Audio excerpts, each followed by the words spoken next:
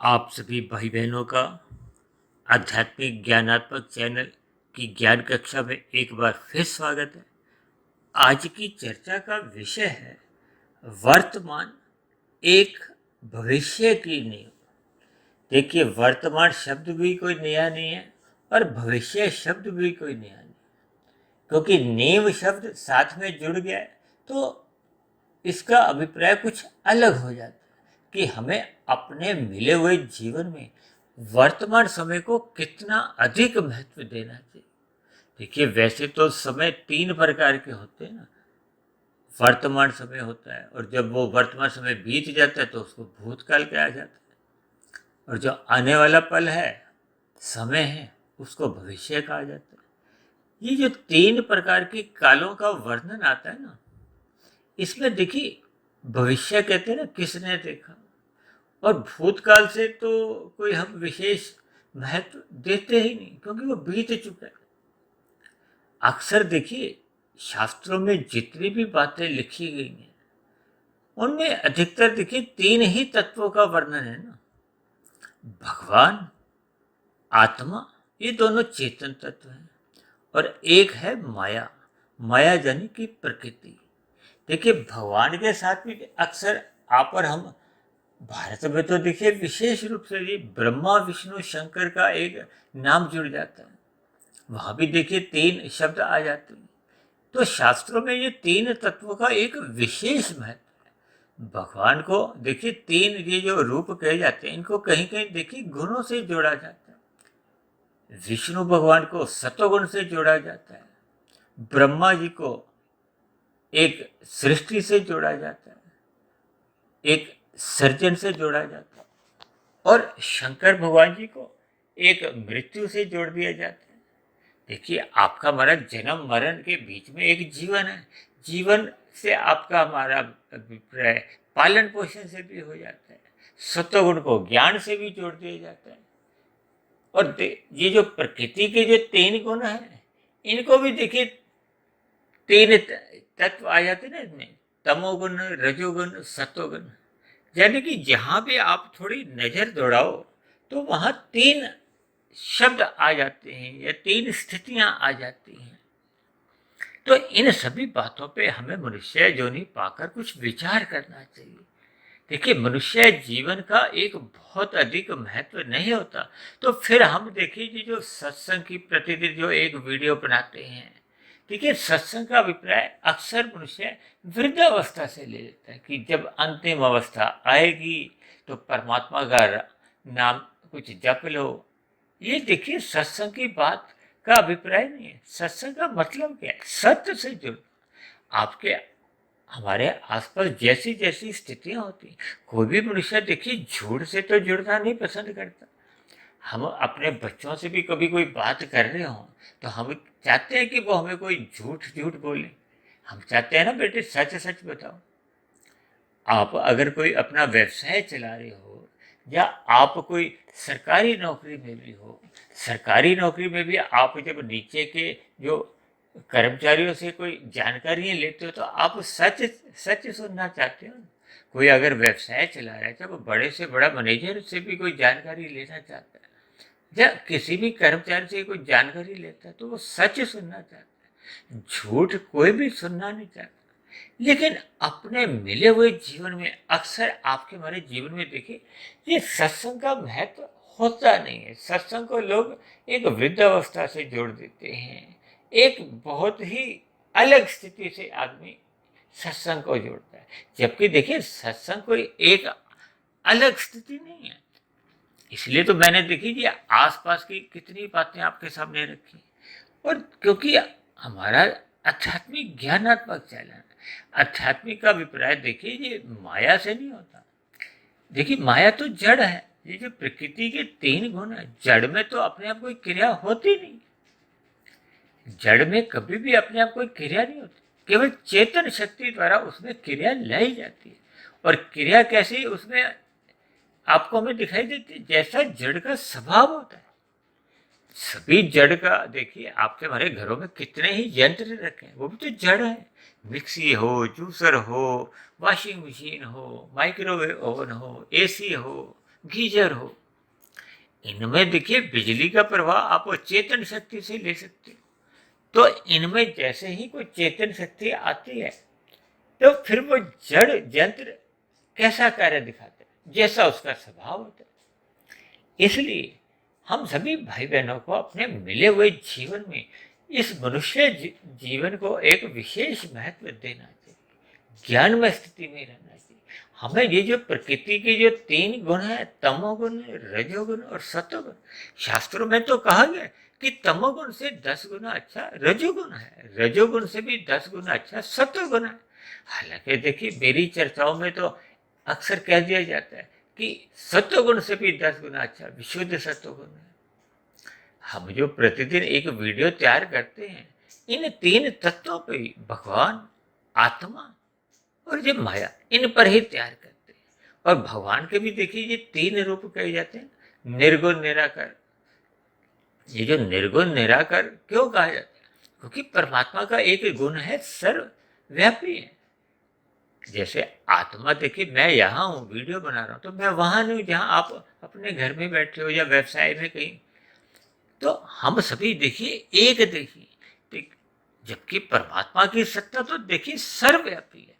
कोई ऐसी स्थान ही नहीं है जहाँ परमात्मा की वो सत्ता मौजूद नहीं हो। तब ऐसी स्थिति में देखिए उस सत्ता को, उस अस्तित्व को निर्गुण निराकार से ही जोड़ा जा सकता है, सगुण साकार से तो जोड़ ही नहीं सकते। परमात्मा का एक रूप सगुण साकार कहा जाता है। सगुण साकार को आप अवतारों से जोड़ सकते हो। राम जी का अवतार हुआ, कृष्ण जी का अवतार हुआ। जब अवतार एक सगुण साकार रूप में होता है तो उसको लीला से जोड़ दिया जाता है। एक साधारण मनुष्य को एक जो संदेश देना होता है, समाज में एक संदेश, एक व्यवस्था, एक चलती क्या रहे। देखिए व्यवस्था क्या है कि धर्म का ही सदा एक अस्तित्व बना रहे। जब जब धर्म की हानि होती है, गीता में भगवान श्री कृष्ण ने बार बार क्या कहा कि जब जब धर्म की हानि होती है, अधर्म का बोलबाला होता है, तो मैं अवतार लेता हूँ। किस लिए? अधर्मियों का नाश करने के लिए और धर्मियों की सहायता करने के लिए, उनकी रक्षा करने के लिए। तो इन सभी स्थितियों को हमें चिंतन में लेना चाहिए। देखिए मनुष्य चिंतन कब करता है? जब वो ज्ञान में स्थिति में रहता है, सत्संग करता है। अक्सर देखिए कई बार आप लोगों से ऐसे शब्द भी सुनते हो कि कहाँ जा रहे हो? हम सत्संग करने जा रहे हैं।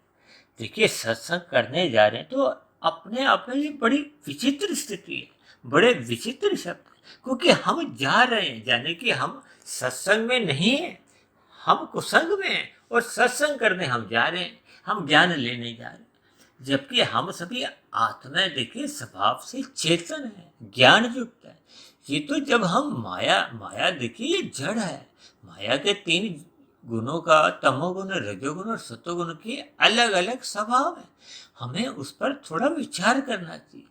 हम वर्तमान समय में अपना जो एक जीवन है उसको हम कहाँ बिता रहे हैं?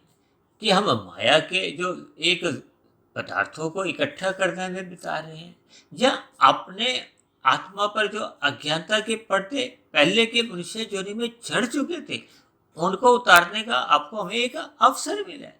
ये अवसर का लाभ तो देखिए हम तभी ले सकते हैं जब हम इन सभी ज्ञान की स्थितियों पर विचार करें, चिंतन करें।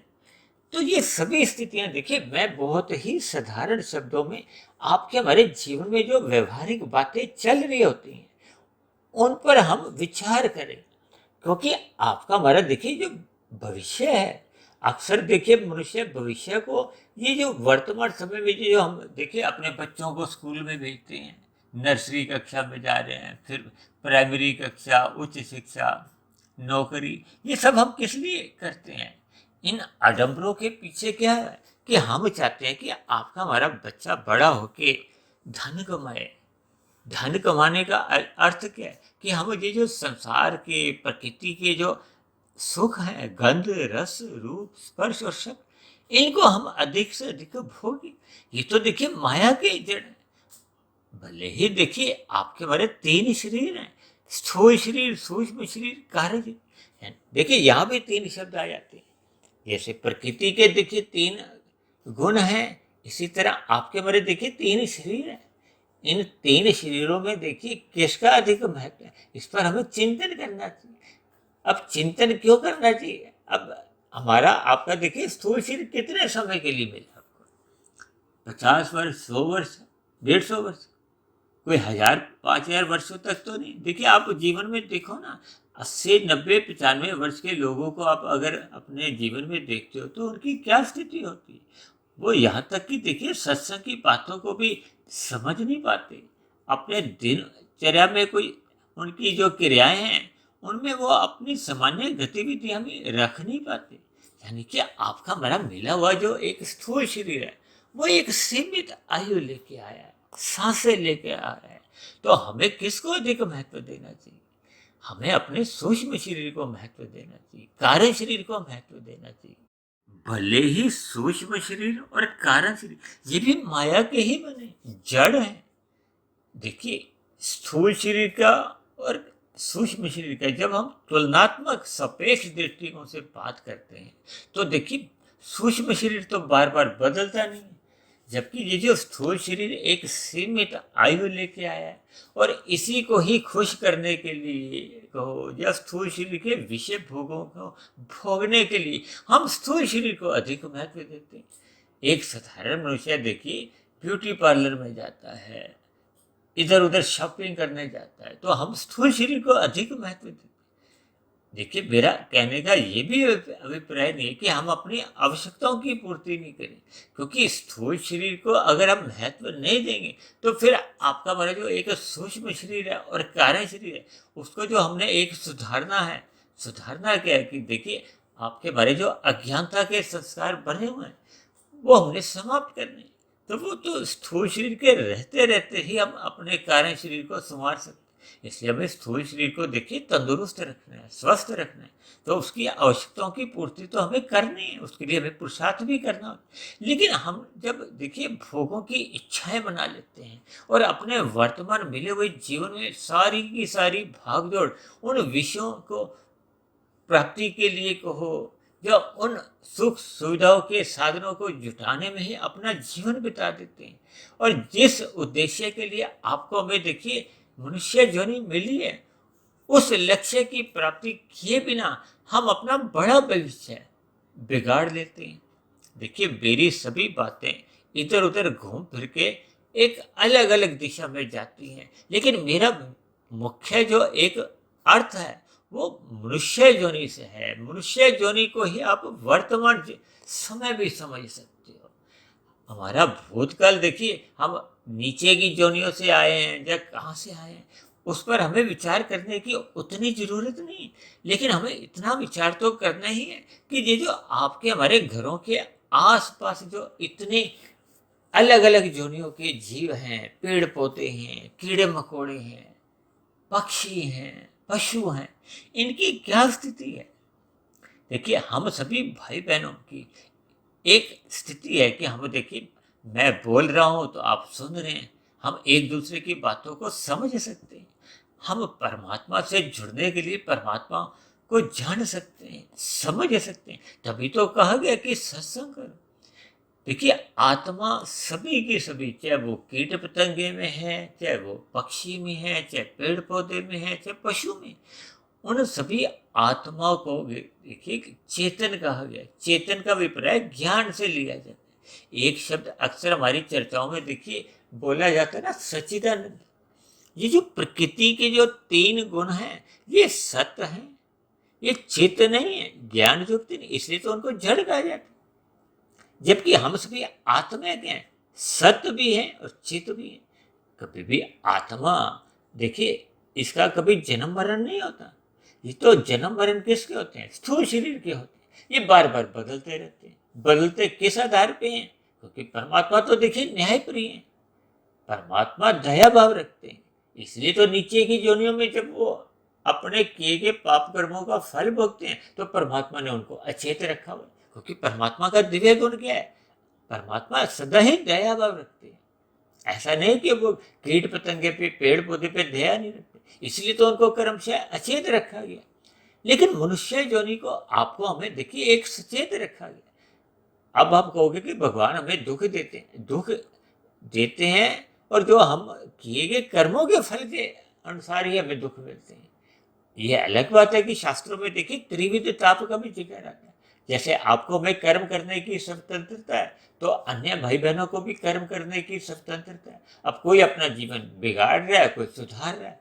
यदि हम सत्संग करते रहते हैं, देखिए मैंने एक चर्चा की थी, सत्संग के साथ एक शब्द लिखा था आउट और एक में लिखा था नॉट आउट। अक्सर क्रिकेट खेलने वाले भाई बहनों को याद होगा कि हम चाहते हैं ना कि हम आउट नहीं हो, हम खेलते रहे। तो ये मनुष्य जोनी देखिए आपको हमें सत्संग करने के लिए मिली। अक्सर मनुष्य देखिए इसमें आउट हो जाता। आउट क्या मतलब क्या है? देखिए हम सत्संग करने जा रहे हैं, कभी एक आध वीडियो सुन ली और दिन भर हम क्या करते हैं? देखिए जब तक हम ज्ञानमय स्थिति में रहते नहीं, हमें सत्संग में जीना होगा। हमें सत्संग में अपना जीवन जीना इस प्रकार से है कि आपके हमारी जो एक दिनचर्या है वो सात्विक हो। हमें प्रकृति से भी जुड़ना है, लेकिन कितना जुड़ना है इस पर हमें विचार करना होगा। हमें स्थूल शरीर की आवश्यकताओं की पूर्ति के लिए पुरुषार्थ भी करना है, सकाम भाव से करना होगा। लेकिन शास्त्रों में तो आवश्यकताओं की पूर्ति के लिए जो हम सकाम भाव से कर्म करते हैं, उसको भी देखिए एक निष्कामता में लिया जाता है, क्योंकि आपके हमारे स्थूल शरीर की आवश्यकता है। लेकिन जब हम भोग प्रेरित होते हुए अपने दिनचर्या को इन विषय भोगों की गलियों में ही जुटाने के लिए भागदौड़ करते हैं, और मनुष्य देखिए जब रजोगुनी विषय भोगों को सतोगुण की लगाम से कस के रखते हैं तो पतन नहीं होता। चार प्रकार की क्योंकि पुरुषार्थ कहे गए, धर्म अर्थ काम मोक्ष। देखिए मोक्ष का अर्थ क्या है कि जब हम जन्म मरण के बंधन से छूट जाते हैं। जैसे अब वर्तमान समय में आपको हमें मनुष्य जीवन मिला है, यदि हम स्थूल शरीर के रहते रहते कारण शरीर में बने हुए जो अज्ञानता के संस्कार हैं उसको समाप्त कर देते हैं, तो फिर हम ज्ञान में स्थिति में आए थे, हमारा कारण शरीर समाप्त हो जाता है।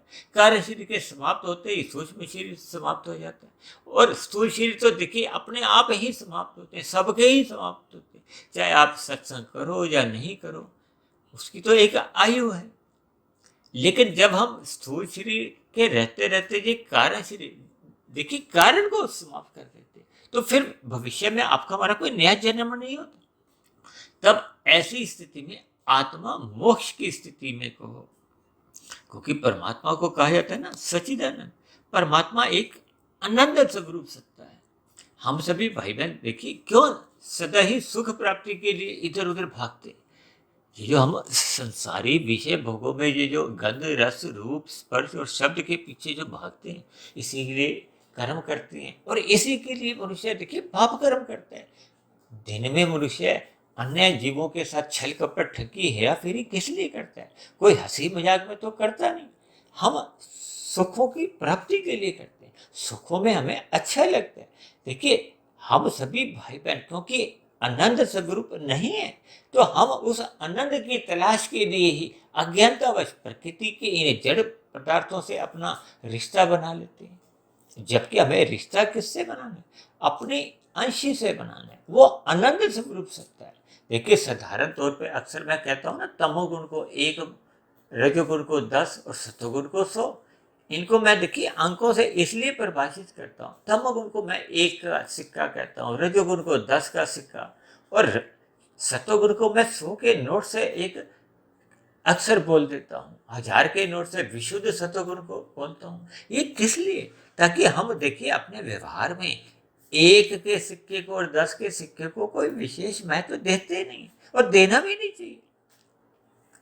इन सभी बातों को देखिए ज्ञान पूर्वक हमें चिंतन करना चाहिए, ताकि आपका हमारा जो एक बड़ा भविष्य है, बड़ा भविष्य क्या है कि हम देखिए मोक्ष की स्थिति को प्राप्त हो।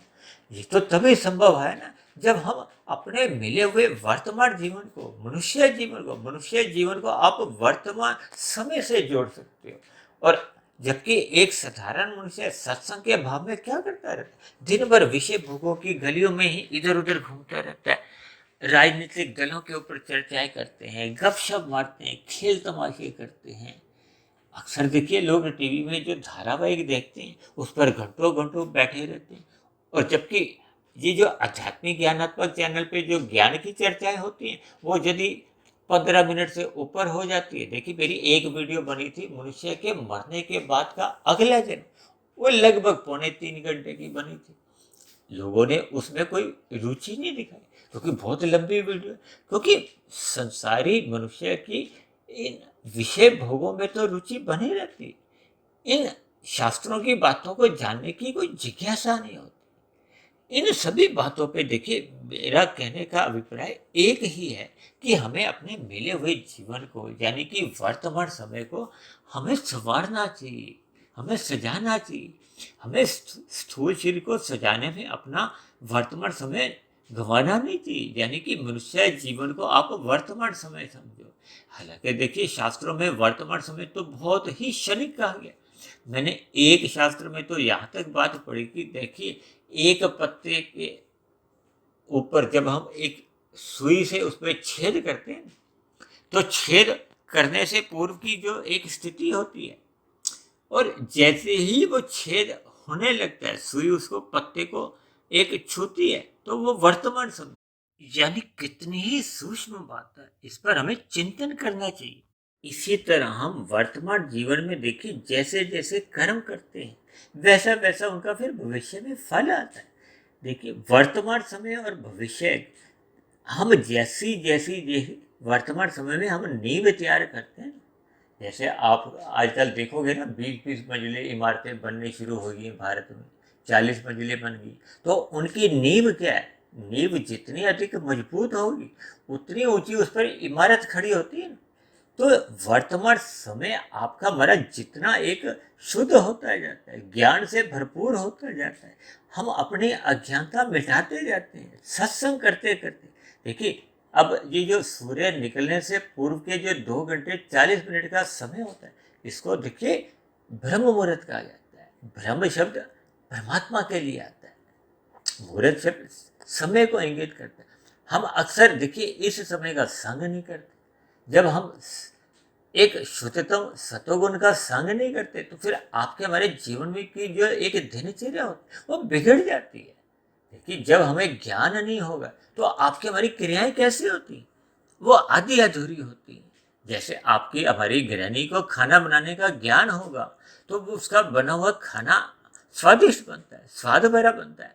यदि किसी गृहिणी को खाना बनाना आता ही नहीं है, ज्ञान ही नहीं है, अब देखिए कोई कार चला रहा है, उसको कार चलाने का ज्ञान नहीं है, तो वो तो दुर्घटनाग्रस्त कार को कर देता है।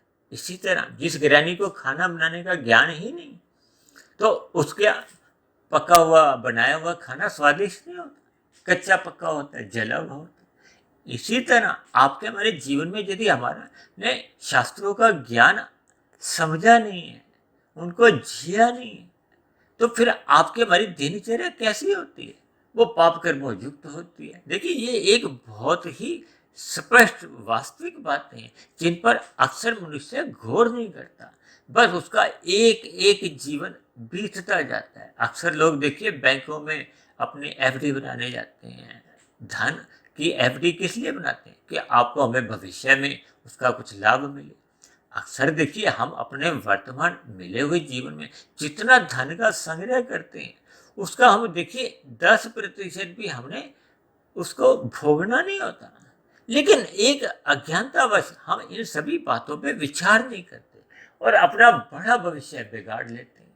इसलिए मेरी आप सभी भाई बहनों से देखिए, वर्तमान समय जो आपका हमारा जो मनुष्य जीवन का मिला है, उसको हमें संवारना होगा, हमें सतोगुण का अधिक से अधिक संग करना होगा। जब जब हम ब्रह्म मुहूर्त में अपनी साधना करने आरंभ कर देते हैं, तो फिर आपको परमात्मा का ज्ञान विज्ञान, प्रकृति के जो 3 गुण कैसे कैसे कार्य करते हैं, भगवान श्री कृष्ण ने तो गीता में देखिए इन गुणों के ज्ञान को गुहतम ज्ञान क्या है। अक्सर देखिए कुछ भाई बहन मेरी इन सभी प्रतिदिन की चर्चाओं पर कुछ शिकायत भी करते हैं कि आप प्रतिदिन ही इन 3 गुणों की चर्चाएं करते हैं, 1, 10, 100, 1000 के जो एक सूत्र है उस पर चर्चाएं करते हैं। देखिए, ये आपके हमारे ज्ञान की एक मूल एक नींव है। जब हम देखिए सूत्र को समझ लेते हैं, हालांकि देखिए सभी शब्दों के अर्थ कुछ कुछ बदल जाते हैं। हमारी वीडियो का जैसा जैसा देखिए नाम होता है, उस नाम के अनुसार ही फिर हम अपनी चर्चाओं को उन नियमों के अनुसार कहो, परमात्मा के जो अलग अलग दिव्य गुणों से कहो, या प्रकृति के 3 गुणों का जैसा जैसा स्वभाव होता है, तो हम अपनी चर्चा के अनुसार उनका एक संबंध जोड़ते हैं। इन सभी बातों को आपको समझना होगा ज्ञानपूर्वक। लेकिन ये बातें तभी समझ में आती है जब हम नित्य ब्रह्म मुहूर्त में उठ जाते हैं, इन शास्त्रों का अध्ययन करते हैं, और मेरे जैसी बनी हुई वीडियो को आप ध्यान से एकांत में सुनते हैं। देखिए, अभी 1-2 दिन पहले ही हमने एकांत पे भी एक चर्चा की थी। तो इन सभी बातों को जब हम ज्ञानपूर्वक समझने लगते हैं, तब आपके हमारे जीवन में धीरे धीरे कुछ सकारात्मक परिवर्तन आता है। आपके हमारे जो पहले के अशुभ संस्कार कारण शरीर में बने होते हैं, वो धीरे धीरे कमजोर होने लगते हैं, और पहले के जो शुभ संस्कार बने होते हैं उनको एक शक्ति मिलती है और नए शुभ संस्कार बनने लगते हैं।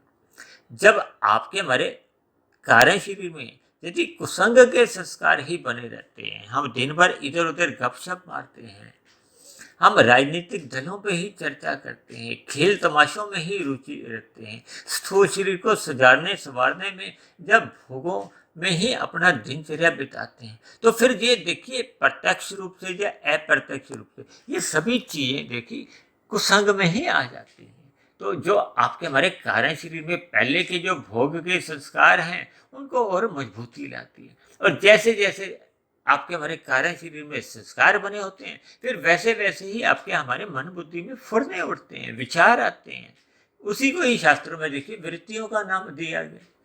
और जैसे जैसे विचार आएंगे वो अंतोगत आपके स्थूल शरीर की कर्मेंद्रियों को हो या ज्ञानेंद्रियों को कर्म करने को मजबूर कर देती हैं, प्रेरित करती हैं। जब संस्कार बहुत ही गहरे तल पे होते हैं तो वो तो देखिए बाध्य भी कर देती हैं।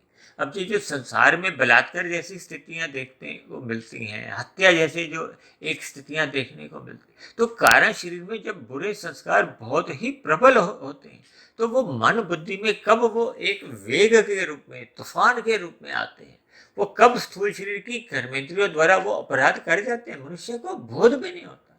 देखिए, अपराध करने से पूर्व यदि मनुष्य ज्ञानमय स्थिति में रहता है तो वो अपराध करने से बच जाता है, वो अपना बड़ा भविष्य एक बिगड़ने से बचा लेता है। अक्सर मनुष्य देखिए अल्प सुखों के लिए अपना बड़ा भविष्य बिगाड़ देते हैं। कुछ देखिए ये जो अपराध हैं इनकी तो बहुत ही भयानक सजाएं होती हैं। मनुष्य नीचे की जोनियों में देखिए बार बार ये जो अक्सर एक मनुष्य समझता है ना कि 84 लाख प्रकार की ही जोनियों में एक जन्म लेना होता है, ऐसा नहीं है। मनुष्य जोनि तो देखिए तभी मिलती है जब संचित कर्मों में पाप और पुण्य कर्मों की तुल्यता रहती है। और यदि ये अनुपात देखिए पाप कर्मों से बिगड़ जाता है, अब पाप कर्मों का अनुपात यदि 70% हो गया, पुण्य कर्मों की 30% स्थिति बन गई है, तब ऐसी स्थिति में देखिए बहुत नीचे की जोनियों में जाना पड़ता है। फिर वहां से जैसे जैसे पाप कर्मों का दुख रूपी फल भोगा जाता है, वो घट घट के देखिए 70 से 60 होंगे, 50 होंगे, 40 होंगे, और 40 से घटते घटते जब वो पाप कर्म घट घट के 30% के बराबर रह जाएंगे, तो फिर वो तुल्यता बढ़ जाती है 30-30 की, 40-40 की, 50-50 की। इन बातों पर हमें देखिए चिंतन करना चाहिए। हमें सत्संग में कभी भी आउट नहीं होना, हमें सत्संग से कभी भी विमुख नहीं होना, हमें परमात्मा की सम्मुखता बनाए रखनी होगी। ब्रह्म मुहूर्त में सदा ही परमात्मा का चिंतन करते रहना होगा, ताकि आपकी हमारी जो एक दिनचर्या है, देखिए आप दिनचर्या का अभिप्राय चाहे वर्तमान समय में लो, जागृत अवस्था से लो, किसी भी अर्थों में आप इसको समझ सकते हो, क्योंकि आपके हमारे किए गए जितने भी कर्म है वो लिखे जाते हैं, उनके संस्कार बनते हैं।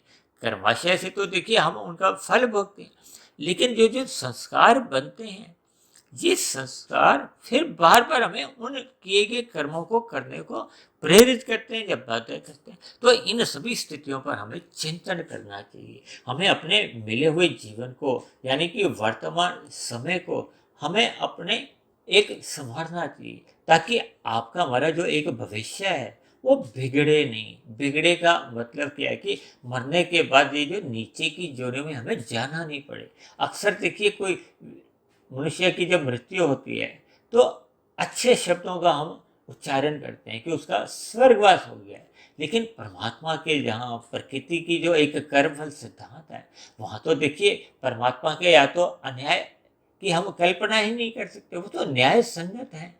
तो वहाँ पे देखिए कर्मों के आधार पर जैसी-जैसी स्थितियाँ बनती हैं, वो अपने आप ही फिर देखिए हम सब भाई-बहनों की फिर वो मरने के बाद की देखिए स्थितियाँ बनती हैं। मेरी आप सभी भाई-बहनों से विनती है कि मैंने देखिए वर्तमान समय की एक विशेषता समझाई है। वर्तमान समय को ही आप सतोगुण से जोड़ सकते हो, वर्तमान समय को ही आप मनुष्य योनि से जोड़ सकते हो, वर्तमान समय को ही आप सत्संग से जोड़ सकते हो।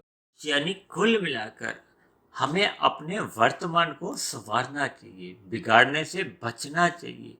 ऐसी सभी शुभ स्थितियाँ हम सभी भाई बहनों के जीवन में बने, यानी कि हम सभी भाई बहनों का मिला हुआ जीवन सार्थक हो, सफल हो। इन्हीं शुभ कामनाओं के साथ आज की चर्चा विशेष को हम यहीं विश्राम देते हैं।